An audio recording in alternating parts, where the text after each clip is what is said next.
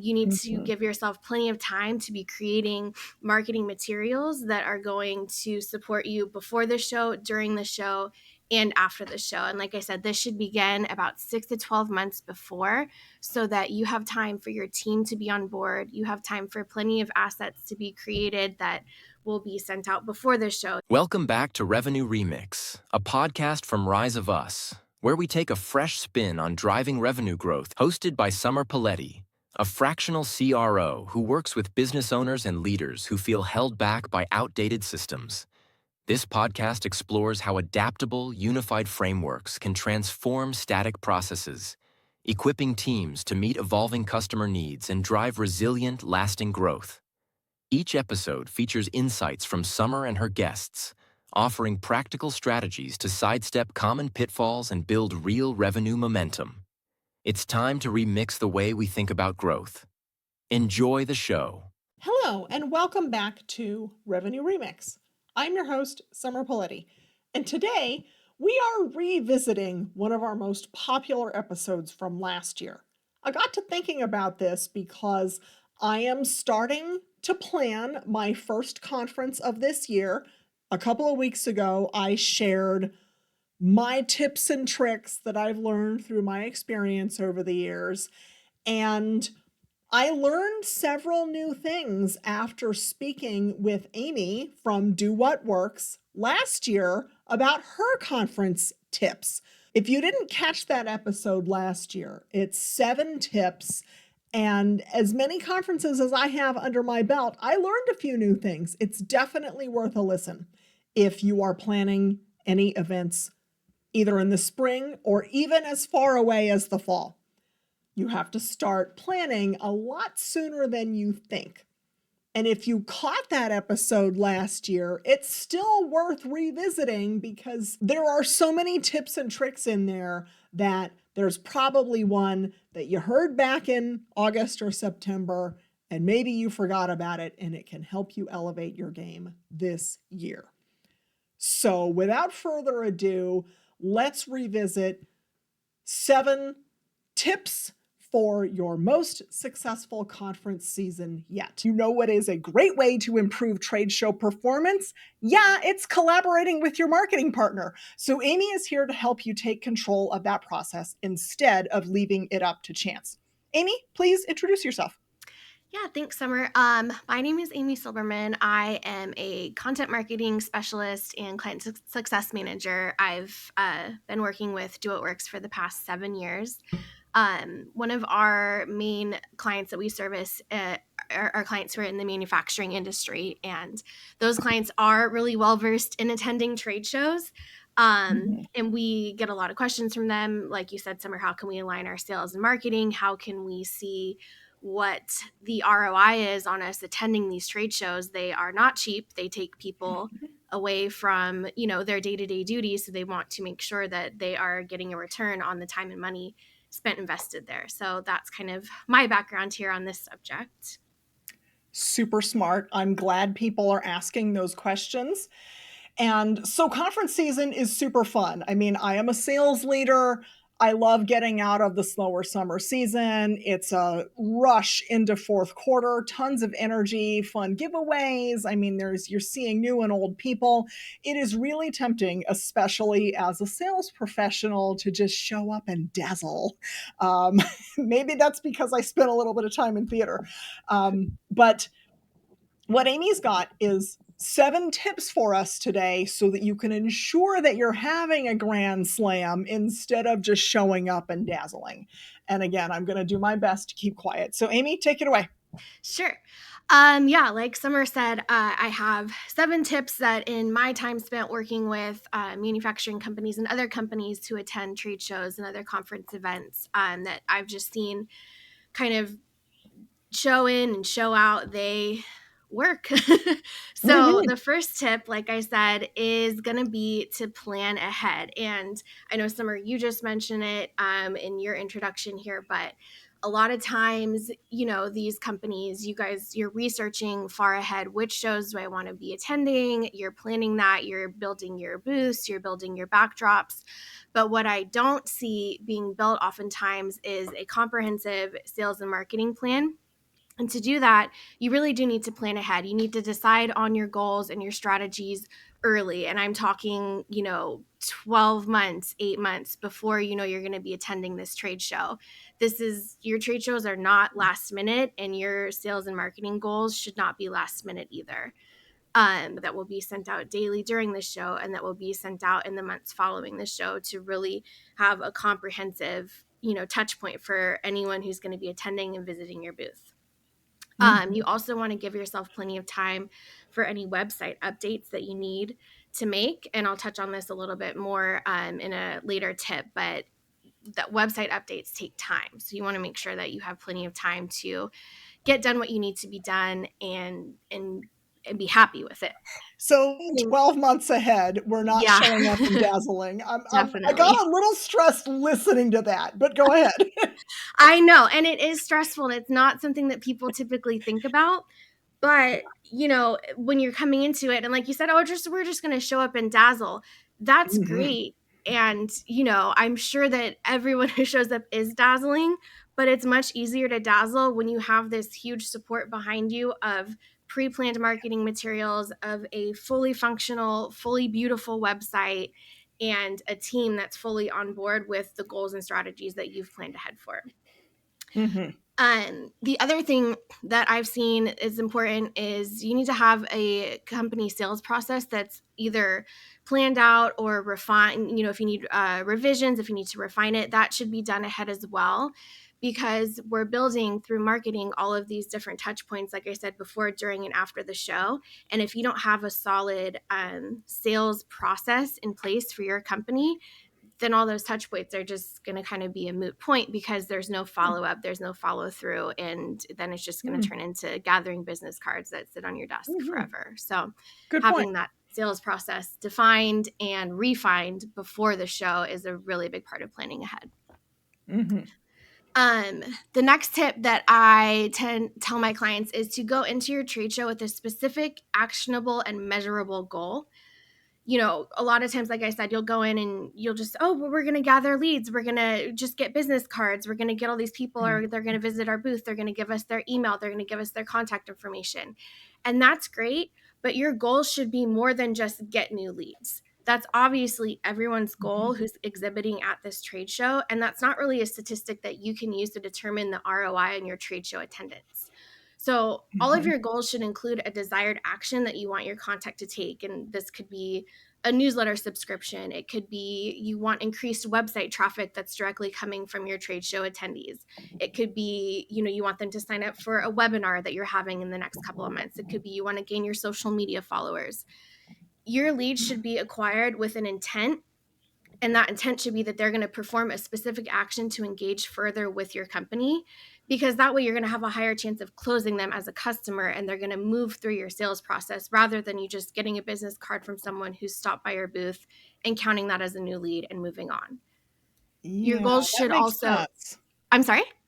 Yeah, no, that makes sense. It's like not just new leads, but maybe, so I want to drill down there. Maybe it is a certain number of demos. Maybe you want a certain number of new social media followers. Are you talking about goals like that?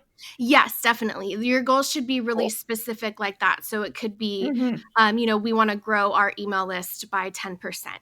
That's very specific. It's measurable, and it's providing your leads with the opportunity to take an action to further engage with your company. Or, it could be that you want to just gain a new amount of leads over, like a growth over the leads that you got last year. So I want to see, a 20% growth in the leads that we gather at this trade show versus what we did last year. So that's a different way that you could be measuring these goals, and it's very specific, and it's time locked into the time that you're spent at the trade show. So you're not like gathering data from before and after. It's very specific to your show, so that you can, if you have to prove to a higher up, what's the ROI on us attending this show? Well, here it is. We have a measurable way that we can track this, and that we can show that we're growing each year, that it's important for us to attend this because we're getting new leads each and every year.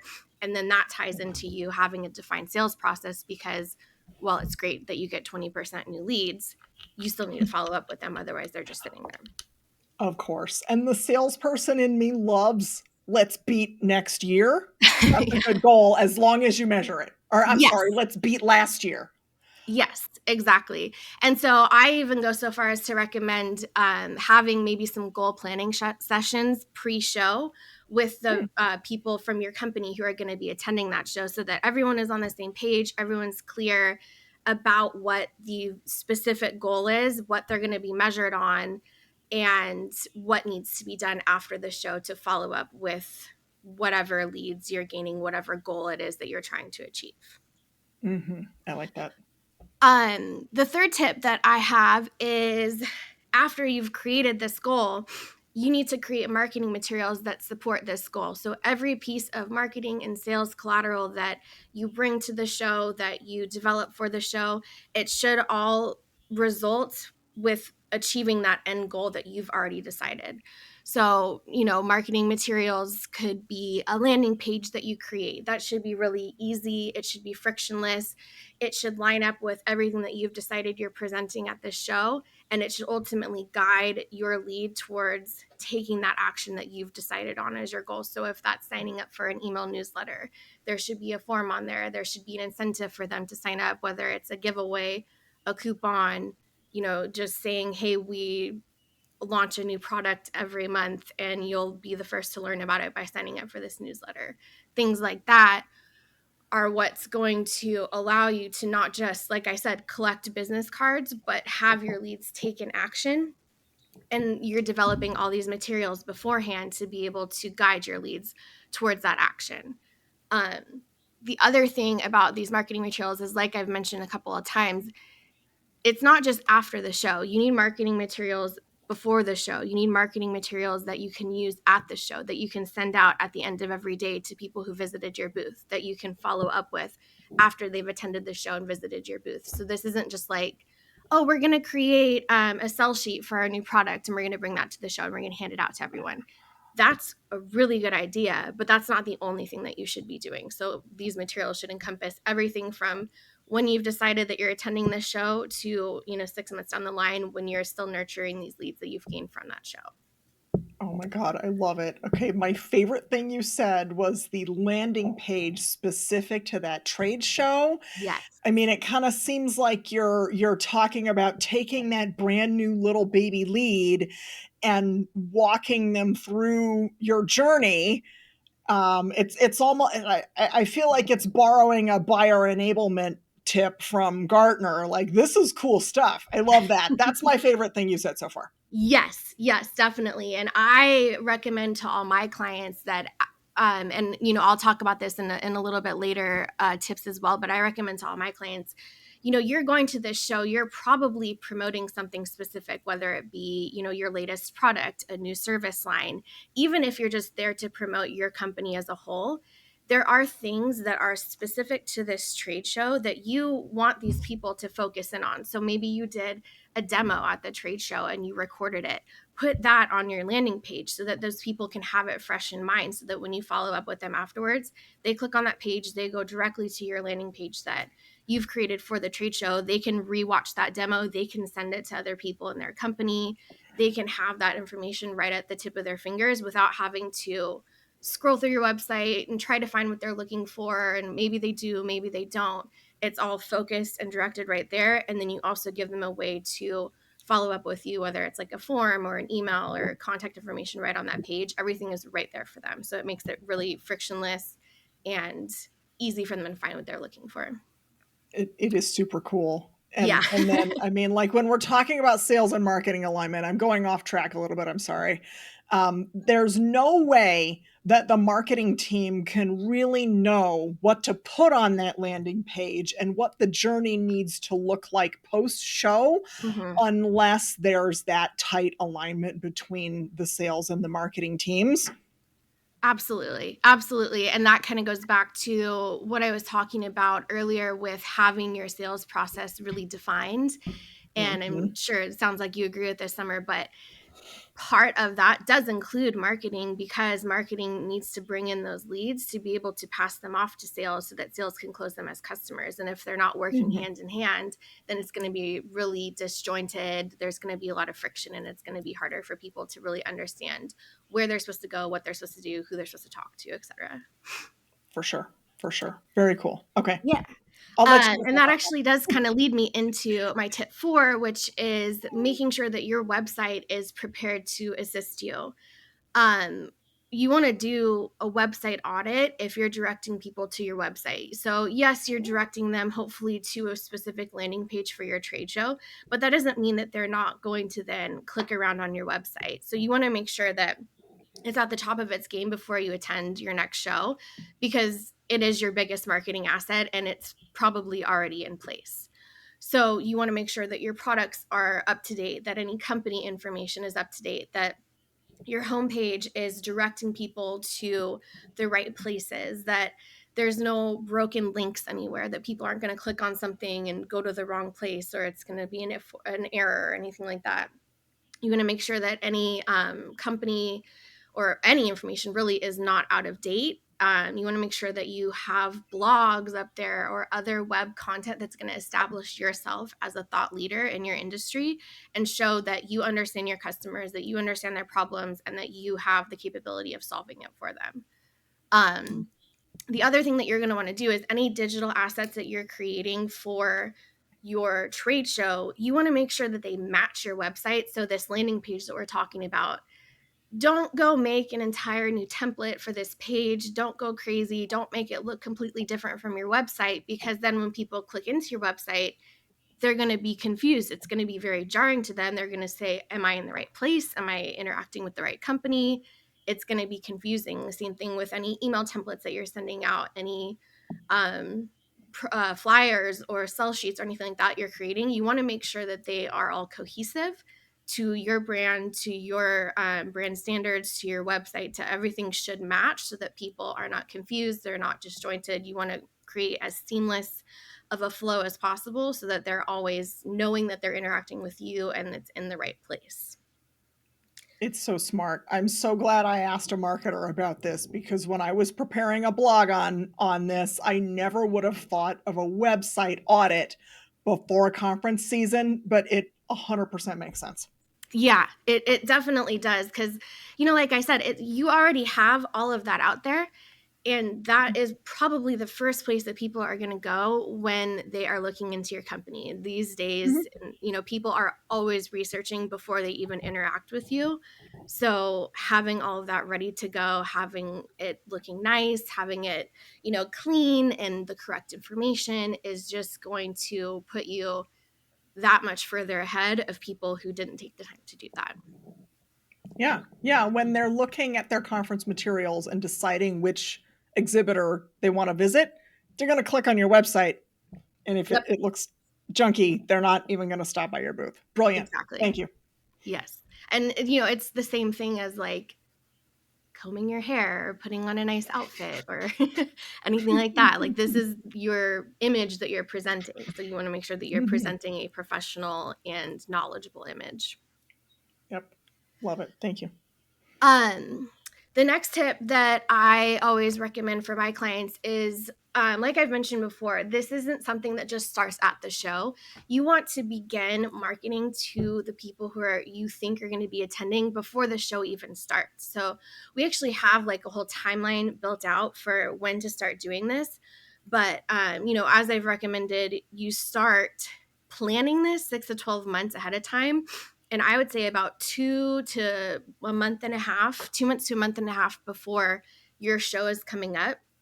You want to start sending out information. You want to put a homepage banner on your website to kind of let people know that you're going to be attending this show. You could even have an area of your website that lets people know what shows you're going to be attending during the upcoming conference season so that they're aware of that. You can post on social media. You can have your team members post on social media about it. Like I said, creating a landing page for after the show, you could create one for before the show as well that just lets people know what your booth number is, what you're going to be talking about there at your booth, that has the form that they can fill out if they have any specific questions that they want to talk with you about. You could have like a meeting link set up that if people want to book a time to come visit you at the booth to ask their specific questions, that they can do that and they know that you'll be there. So all of these things can be sent out to people through an email campaign before your show even starts. So you could maybe base it, if you have a list of contacts and you know that, say for example, the show, because I'm located in Southern California, so the show is going to be in San Diego. So look to all of your local Southern California contacts and let them know that you're going to be at this show. And if they want to come learn about XYZ product, if they want to come see your demo, if they want to set up a sales meeting with you, whatever it may be, just advertise that you're going to be there. And having an email campaign in place is really helpful for getting all of this information to your contacts, because you can link this landing page. You can, maybe even share social media posts in your email. You can do any of that kind of stuff to let people know that you're going to be there. You just want your presence to be known, and you want them to know what you're going to be talking about at the show so that they can come prepared and be ready to learn and be ready to make significant connections, rather than, like we've said, just hand a business card and leave. Yeah. And I'm going to touch on one thing that you said, and it kind of sounds like, okay, sometimes you get an email list and sometimes you don't. Every show is different. And sometimes the smaller, more regional shows don't necessarily set out an email list, or they have a weird rule that you can only email it to it once, or like they're a little behind what you might want to do with your marketing efforts. They'll give you the list like a week in advance or something like that. And the common excuse I would always hear that drove me a little bonkers, I'm getting on my soapbox right now, is like, oh, we don't have a list for this show, or oh, we don't have the list yet. I mean, and what you said was like, oh, the contacts that are in San Diego, like you kind of know who went to the show last year, or who in your database is likely to be thinking about going, and there's no reason why you can't email them with a, hey, if you're going to be at this show, something like that. So I would encourage people not to use no list or late list as a convenient excuse to not do email campaigns well in advance. Yes, definitely. And one of the things that I always set up for my clients who are attending conferences or trade shows is, as we gather the leads that they're getting daily from people who are visiting their booth, we build in a specific tag in there. We use HubSpot for them, but I'm sure this can be accomplished in any type of CRM system, where it says, they came from XYZ Trade Show 2024. And so then, like you said, Summer, next year when you're going to that trade show, then you look at everyone that came from XYZ Trade Show 2024 and you send them an email. Hey, we loved having you at our booth last year. If you're attending this year, we're going to be showcasing our new product, or we're going to be showcasing this new service line. We'd love to have you stop by. So even if you don't get a list until the week before, you have a list of all those people that you gathered last year, or maybe a different trade show that's also local to the area that you could send out. If they're attending that trade show, they may very well be attending this trade show. So there's ways that you can send out to people, especially if you are keeping a really clean and detailed list of contacts, that you can then, use filters, use a regional filter, use a where did I meet this person type of filter to pull contacts out to be able to advertise your presence at a trade show. So that's a really good point. Makes perfect sense. No excuses. Exactly. So my next tip covers kind of what happens at the trade show. And what happens at the trade show is that your marketing and your sales are not going to be stopping once the show starts. So you have taken the time, you've been planning for 12 months now, you have sat down, you've created really detailed goals. They are measurable, they're actionable, the plan. So now it's time to execute it. So you have built all of these marketing materials that you can use at the show. So direct your visitors to your landing page. Say, hey, we're going to have a video of this demo up on our landing page. Here's a link to it. Encourage them to sign up for a newsletter. If you have some sort of giveaway that you're doing at your booth, make sure that they enter. You can have a tablet right at your booth that have the landing page pulled up and they can just enter right there. So you want to make sure that you're using all of this stuff that you built. And dazzling and connections and all of that are absolutely great. And that's what you, as a sales team, are there to do. But you also need to make sure that you're using these assets and these materials that you've built because they are designed to help you accomplish that goal that you've already set up. Yeah.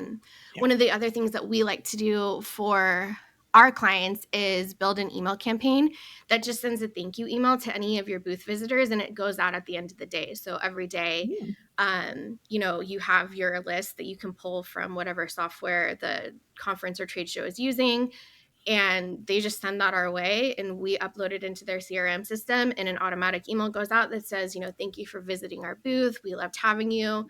We ask all of our clients to take pictures while they're there. So we have them take a picture of the whole sales team standing at their booth smiling so that people can remember, oh yeah, I spoke with this person, put a face to a name, and just kind of as a touch point that's going to lead into our post-show marketing effort. So we like to do that. And that also does help kind of lay the groundwork to let them know that you're going to be following up. You've already followed up as a thank you. And hopefully in your sales conversations, you've made touch points, you've taken notes, you've done things that are going to let them know, like, oh yes, I have a blog article about that I'd love to send you. Let me follow up with you after the show. Oh, we're going to be videoing this demo. I'll send you a link to it so that you can share it with your coworker who wasn't able to attend. So you want to be laying the groundwork to let them know that this isn't just like, oh, I'm getting your business card and calling it a day. Like, I'm going to be following up with you. I'm going to be sending you information. I'm going to be just following through and letting them know that you're here to help them. You're here to help them solve a problem. You're here to help them, with whatever issue they have, that they're coming to your booth looking for a solution to be able to solve that.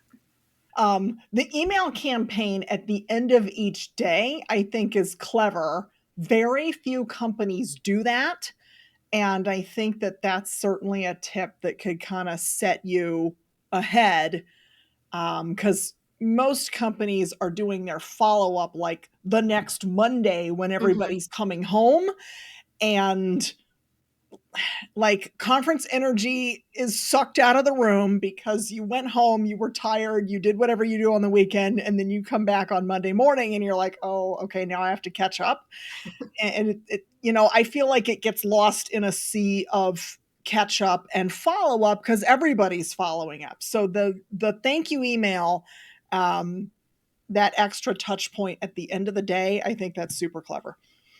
Yes. Yeah, we really like that. And I think what helps it too, like I said, is just having that personalized photo. So not only are you getting this kind of really quick little touch point, I'm sure people are just, they leave, they go back to their hotel, they're scrolling through emails really quick to make sure that there's no fires to put out. And they see like, oh, I got this email from Summer and, we just visited her booth. And then they open it up and there's your smiling face and you say, hi, thank you for visiting. And they're like, oh, that was really nice. So it's just an extra touch point, like you said. So we really like doing that. And our clients seem to really like it as well. So enjoy that. Good. The final tip that I have is, like I've been saying the whole time, you need to follow up post-show. I see a lot of clients, before we start working with them, where they get all these leads, they get all these emails, they get all these business cards from attending their show, and they're just like, okay, that was great. And that does nothing for you. So, you've talked with them, you have their business card. Well, that's wonderful, but they probably don't have your email. So, and they're probably not going to go out of their way to look it up or to fill out your contact form on your website. So you need to be the one that's following up with them. And that's where the sales process that we've talked about before really comes into play, because if that's very strong and defined, then your sales team knows exactly what to do after they have this list. So they leave, and like you said, then it's the next Monday. They're reaching out, they're following up. They've had their notes that they've taken, like, oh, I met Amy at this conference and she had a question about this particular product. So let me follow up with her and send her the blog article that we already have written about that, or let me direct her to the product page, or whatever it may be. You have all that ready to go. You know what you're supposed to do, and you're following up with these people to then push them further through your sales process, rather than just letting them live in your CRM until the next trade show that you then reach out to them and say, hey, hope to see you there. Which you should be doing, but that shouldn't be the only thing that you're doing. The other thing that we like to do is maybe there's some people who weren't as strongly interested. Those are great candidates for a follow-up drip campaign where you've built out a series of 3 to 4 emails that you send that are just kind of giving them more information about whatever you were discussing at the trade show, or that is guiding them towards whatever your goal is. So if you are still looking for more people to be able to sign up for your email list or whatever that is, you can guide them towards that while also still giving them additional information without maybe that next level sales follow-up if they're not quite ready for that. And then the final thing that we like to include is, like I said, you have a landing page that you've built with all of your show information. So we always, regardless of if they are super ready for sales to talk to them, or if maybe they are in the drip campaign category, we still, no matter who it is, we like to follow up with that post-show landing page to just recap all of the information that was presented at the show. If there's any kind of coupon that we created that's tied to them visiting your booth, we like to, remind them of that, send it to them, link to any of the products that were discussed at the show. If there was, like I said, a demo, you have a video of it, we send that. So any of that kind of recap stuff, that's going to go out to everyone. And then just depending on conversations that you've had with them, they could either go into a drip campaign or be followed up with from the sales process. And then everyone needs to be followed up with for any future trade shows that you're going to be attending. Sure. I love the recap, maybe with all the show notes and leveraging that landing page for that, because what I find just as a trade show attendee is sometimes you gather a bunch of stuff and it doesn't even come home with you, because when you're packing, your suitcase is super full and you're like, whatever, and you just leave it in your hotel room, and then it just furthers the loss of information that happens as soon as you leave the show. So that follow-up and that recap has to help remind people who you are, that they actually did talk to you, and maybe they didn't bring your brochure home, but here's the information. Nice. Yep. Yes. Love it. Yep. And what we've done for clients in the past too is, like I had mentioned, we always like to put a picture of the sales team that's taken at the booth, just as a visual reminder. This is who I talked to. This is what their booth looked like. And then, like you said, maybe they don't bring home the brochure. Well, we have a digital version of whatever brochures or sell sheets or whatever it is that we are handing out.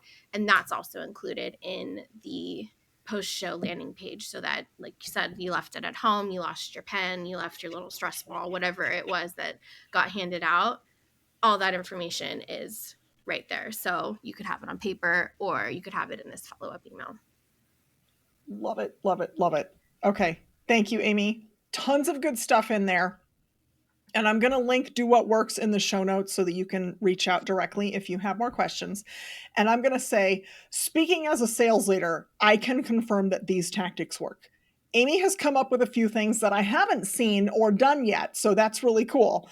But the collaborative pre, mid, and post-show marketing coordinated between sales and marketing was a game changer at one of the last places where I worked.